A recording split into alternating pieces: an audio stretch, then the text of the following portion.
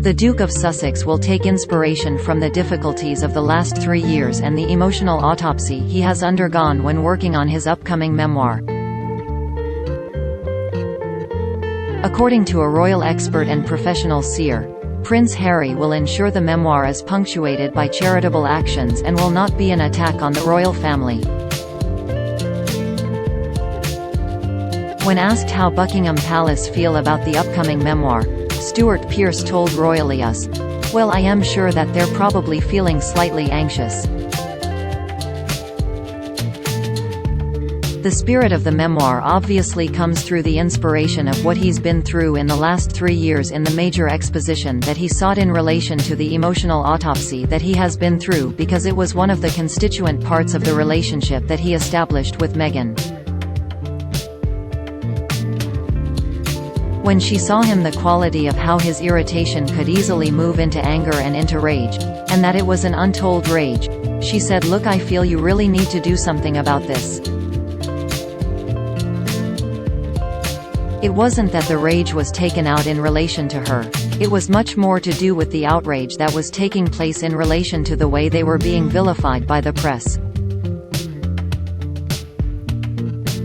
In terms of the content of the book," he continued, "I believe the spirit of what he's been through has provided him with an extraordinarily clear landscape of what he was experiencing before from a position of great depth from an emotional point of view. They both speak very spiritually, in the sense of wanting to be charitable and be engaged in inclusivity, in dignity and common respect. I am sure the memoir will be punctuated full of these qualities of action. There won't be anything in terms of accusation, not at all. He's in a situation of transformation which is about in support and taking full responsibility for his position in relation to the establishment." During an interview with Oprah Winfrey for the Apple TV Plus series The Me You Can't See, Prince Harry admitted to being in therapy for the last 4 years. Related videos. Prince Harry memoir won't make anything easier, says expert. He told Oprah, "I knew that if I didn't do the therapy and fix myself that I was going to lose this woman who I could see spending the rest of my life with." In a deeply personal conversation, he said that he had not processed the deep impact of his mother's death, which had occurred when he was 12 years old. Prince Harry announced his memoir through publishers Penguin Random House on July 19. In a statement, the Duke said, "I'm writing this not as the prince I was born but as the man I have become.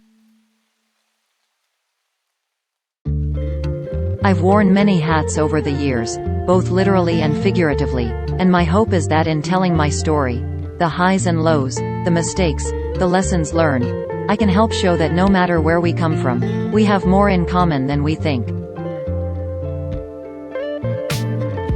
He promised an accurate and wholly truthful account of his life, covering his childhood, military career, life within the royal family, and his new start in California.